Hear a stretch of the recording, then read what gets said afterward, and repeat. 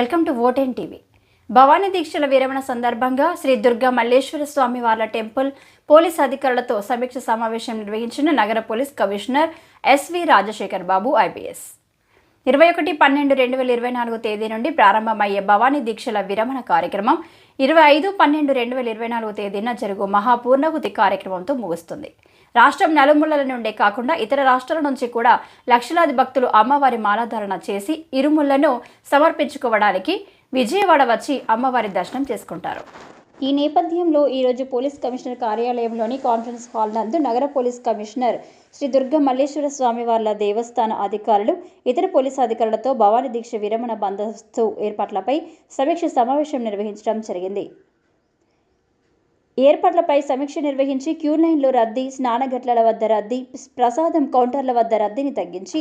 భక్తులకు త్వరితగతిన అమ్మవారి దర్శనం అయ్యే విధంగా గిరి ప్రదక్షిణ సమయంలో భవానీ భక్తులకు ఎటువంటి ఇబ్బందులు కలగకుండా తీసుకోవలసిన చర్యలపై అధికారులతో కూలంకషంగా చర్చించడం జరిగింది. ప్రత్యేకంగా భవానీ దీక్ష విరమణ చేయడానికి వచ్చే భక్తుల సౌకర్యార్థం సమాచార నిమిత్తం వారికి మెరుగైన సౌకర్యాలు అందించడానికి వీలుగా అవసరమైన ఒక ప్రత్యేకమైన యాప్ను రూపొందించాలని, దానిలో భక్తులు ఏ రోజులో అమ్మవారి దర్శనం చేసుకుంటారు అనే వివరాలు, ఎంతమంది భవానీలు వస్తున్నారు అనే ముందస్తు సమాచారం, ప్రసాదాలను ఆన్లైన్ ద్వారా ముందుగా బుక్ చేసుకునే విధంగా, బుక్ చేసుకున్న వారికి ప్రసాదాలు కౌంటర్ నందు త్వరగా ఇచ్చే విధంగా, అదేవిధంగా యాప్లో పార్కింగ్ ప్రదేశాలు, మెడికల్ పాయింట్లు, త్రాగునీరు ప్రదేశాలు, సమాచార కేంద్రం, గిరి ప్రదక్షిణ, దర్శన సమయాలు, పూజా విధానం మొదలగు అంశాలు అన్నీ ఒకే యాప్లో పొందుపరచాలని, దీని ద్వారా భవానీ భక్తుల రద్దీ క్రమబద్ధీకరించడానికి, ఏ రోజు ఎంతమంది భక్తులు వస్తున్నారో తెలుసుకోవడానికి వీలు కలుగుతుందని, అంతేకాకుండా విరమణ నిమిత్తం వచ్చు భక్తులకు ఒక యాప్లోనే పూర్తి సమాచారం అందే విధంగా ఉండేలా యాప్ను రూపొందించాలని దేవస్థాన ఐటీ అధికారులకు సూచనలు చేశారు. ఈ కార్యక్రమంలో నగర పోలీస్ కమిషనర్